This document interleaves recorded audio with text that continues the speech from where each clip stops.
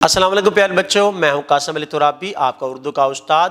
ہم نے جماعت ہفتم کی اردو کی کتاب کا مطالعہ شروع کیا تھا اور پہلا سبق ہم نے حمد باری تعالیٰ مظفر علی وارثی کی پڑھی تھی۔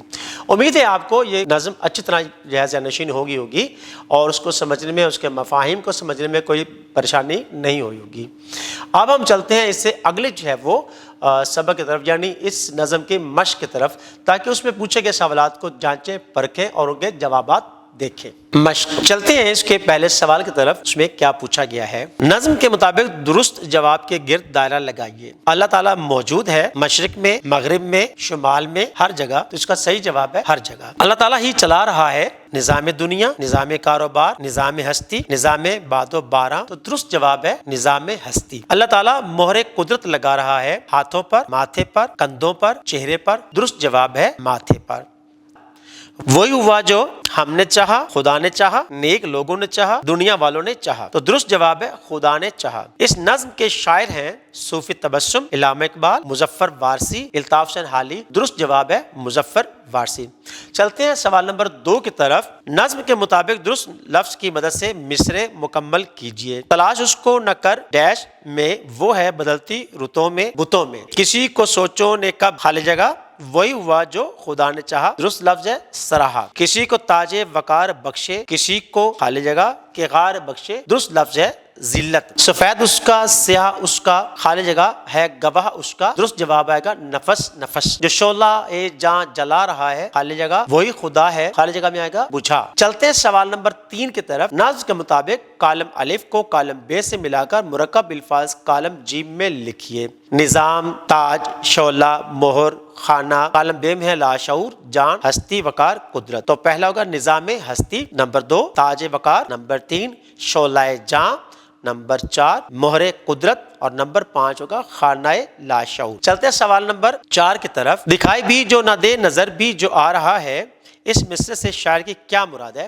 اس مصرع سے شاعر کی مراد ہے کہ وہی اللہ تعالیٰ ہے جو اپنی قدرت کاملہ سے ہمیں نظر بھی آ رہا ہے اور ہماری آنکھوں سے اوجل بھی ہے، یعنی پوری کائنات میں وہ ہے اور چھپا ہوا بھی ہے۔ جو اختیار بشر پہ پہرے بچھا رہا ہے وہی خدا ہے کا مفہوم تحریر کیجئے۔ تو اس کا مفہوم یہ ہے کہ انسان کی سوچیں، انسان کے فکر و خیال اسی کی کتابیں ہیں، وہ جو چاہتا ہے وہی ہوتا ہے۔ انسان لاکھ کوشش کر لے تو کچھ بھی حاصل نہیں ہوتا جب تک کہ اس میں اللہ تعالیٰ کی قدرت شامل نہ ہو۔ ماتھے پہ مہر قدرت لگانے سے کیا مراد ہے؟ ماتھے پہ مہر قدرت لگانے سے مراد یہ ہے کہ اللہ تعالیٰ ہی نے اس پوری کائنات کو تخلیق کی ہے اور انسان کو بھی وجود عطا کرنے والا وہی ہے، وہی اس کا خالق اور مالک ہے۔ حمد کے شاعر کا نام بتائیے۔ حمد کے شاعر کا نام ہے مظفر وارثی۔ دیے گئے سوالات کے تفصیلی جوابات تحریر کیجیے۔ حمد کے اشعار کو نثر کی صورت میں لکھیے۔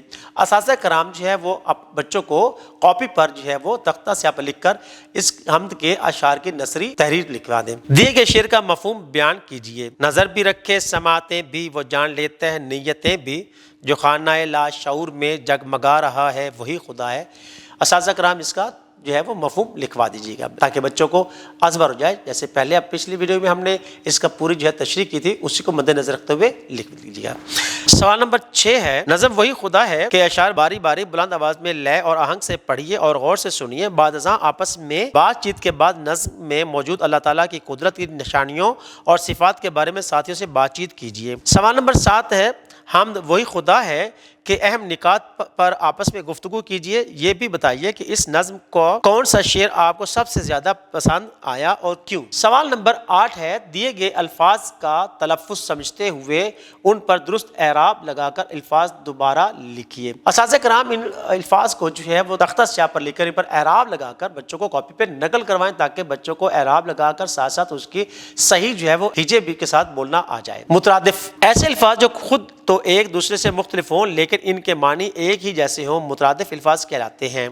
مثلا مہتاب اور چاند، تپش اور حرارت، عزت اور احترام۔ سوال نمبر 9 ہے، دیے گئے جملوں میں مترادف الفاظ تلاش کیجیے، نیز ان الفاظ کے نئے جملے بنا کر اپنی کاپی میں تحریر کیجیے۔ ہر لفظ اور اس کے مترادف کا جملہ الگ الگ بنائیے۔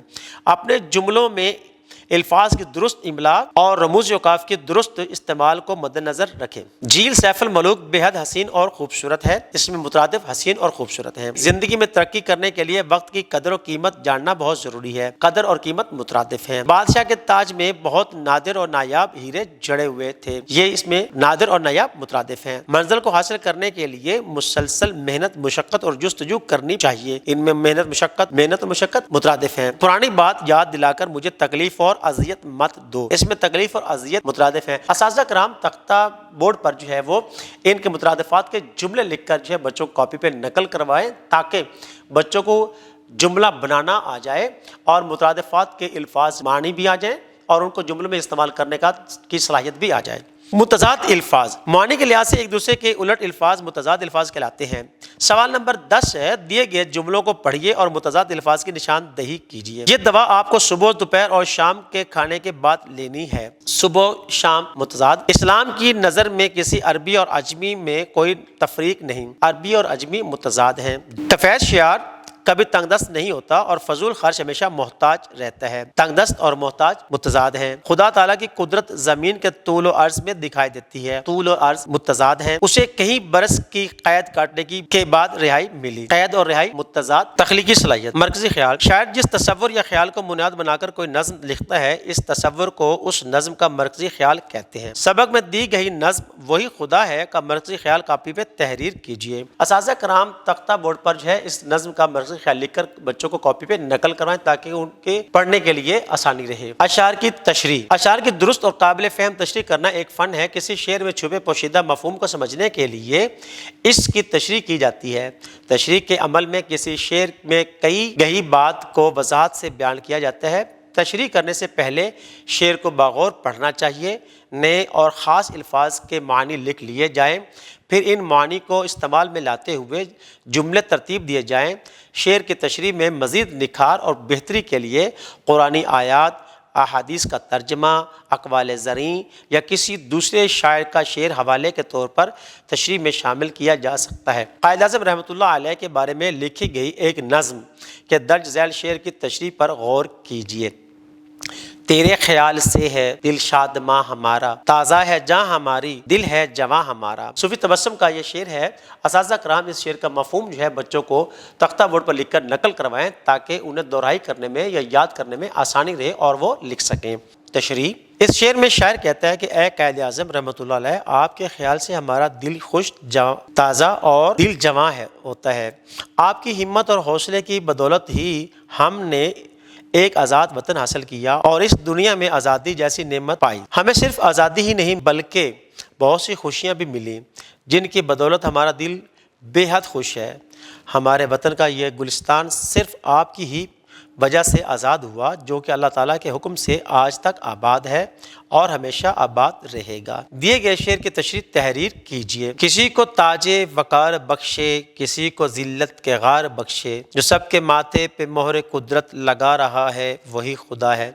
اساتذہ کرام سوال نمبر 13 میں دیے گئے شعر کی تشریح جو ہے تختہ بورڈ پر لکھ کر بچوں کو کاپی پہ نقل کروائیں تاکہ یاد کرنے اور لکھنے میں آسانی رہے۔ امید ہے آپ کو مشق کا اچھی طرح جو ہے وہ تفہیم اس کی ہوگی اور ہر سوال جو اچھی طرح سمجھ میں آ گیا ہوگا۔ آپ اسے گھر میں بیٹھ کر اچھی طرح تیار کر سکتے ہیں اور بار بار اس کو پڑھ کر سن کر جو ہے اپنی کمی کو پورا کر سکتے ہیں۔ تب تک کے لیے اجازت دیں، ملتے ہیں ایک نئی ویڈیو کے ساتھ، نئے سبق کے ساتھ۔ اللہ حافظ۔